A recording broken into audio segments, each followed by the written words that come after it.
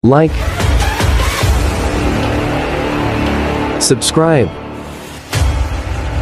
and hit the notification bell. So, tara, let's go mga kahabi dyan, kasi itong 1 peso BSP series, na-picture na natin to mga kahabi, kaya maswerte kayo kung may hawak kayong 2015 na frosted mga kahabi. So, kasi nung pinicture natin to mga kahabi nung nakaraan, so ang price record nito sa Numista is nasa 5 pesos and 50 centavos sa almost uncirculated nito mga kahabi. So ngayon nag-update ang Numista, parang nabago, medyo lumaki na yung value nito mga kahabi dyan mga idol. Etong 1 peso na 2015 na frosted. So ang price value nito na nasa record ngayon is nasa 50 pesos na sa almost uncirculated nito mga kahabi, or AU. So maswerte yung marami ng tanga nito or marami ng nakolekta nito mga kahabi, kasi tumaas na yung value or lumalaki na. Sa ngayon itong frosted na 1 peso BSP series na 2015 frosted mga kahabi, obverse and reverse. So wala namang ibang variant tayo na nakita nito na, or variation or variety nito na obverse lang yung frost or reverse lang yung frost. So talagang pag 2015 na reverse 3, so dalawang reverse 3 ng 2015 mga kahabi dyan mga idol. Yung isa is common lang, hindi siya frosted. So siguro nag-update na yung Numista, kasi nagtataka tayo dati sa previous na content natin is ang price value nito is nasa 550 lang, 5 pesos and 50 centavos sa almost uncirculated. Kaya nagtataka tayo kung bakit ganun kababa. Will you please repeat it? So ngayon nasa 50 pesos na siya mga kahabi dyan mga idol. Nakapagtabi na tayo nitong 2015, marami tayong naitabi dyan na frosted mga kahabi.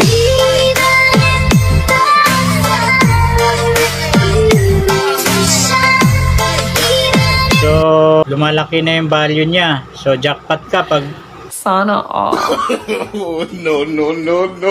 pag nakauna kang nakapagtabi nito, kasi palagi nating binabanggit habang tumatagal itong mga frosted na to, maswerte ka kung marami ka nang naitabi nito mga kahabi dyan mga idol, itong frosted na to.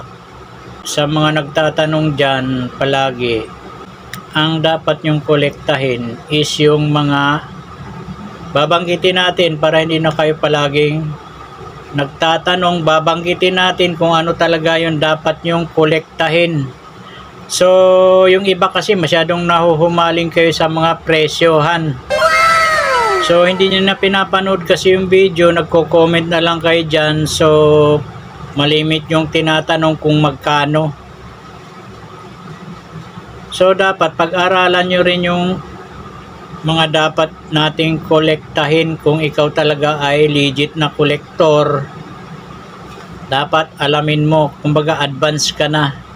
So dapat alam mo yung mababa yung percentage sa hindi, kasi yung karamihan pag mababa ang percentage na record sa Numista, hindi mintage, magkaiba kasi yung mintage at saka percentage mga kahabi dyan mga idol.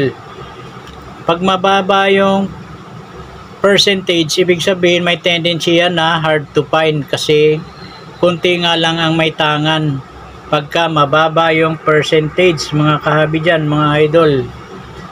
So ang dapat nating kolektahin is yung mababa yung percentage, mababa yung mintage, yung talaga mga hard to find na noon pa. So yung mga noon pa na hard to find na, mahirap na yun makita mga idol, kasi karamihan na itabi na ng mga coin collector buyer natin. So ang dapat nating makolekta is yung mga hard to find, semi hard to find, kahit na semi pa lang yan sa ngayon. So habang tumatagal, magiging hard to find din yan kasi pinagtatabi na or marami nang nagkokolekta. So yung value hindi naman kasi pare-pareho mga kahabi dyan, mga idol. Pagka depende rin yan sa offer ng naghahanap ng mga coin collector. Karamihan naghahanap mga kahabi dyan, mga idol, is yung mga baguhan pa lang na nagkokolekta. Kasi malimit dyan, wala na silang nakikita sa sirkulasyon kasi marami nang nagtabi. So take note, ang dapat nating kolektahin is yung hard to find, semi hard to find, mga hard to find na variants or variation or varieties, or yung may mga legit error na rare. So yun ang dapat nating makolekta mga kahabi dyan, mga idol. So pag-aralan natin yung mga varieties or mga variants ng coin, kasi may mga varieties na hard to find din mga kahabi dyan, mga idol. So yun lang muna, maraming salamat sa panonood at Happy Valentine's Day sa inyong lahat. Bye bye.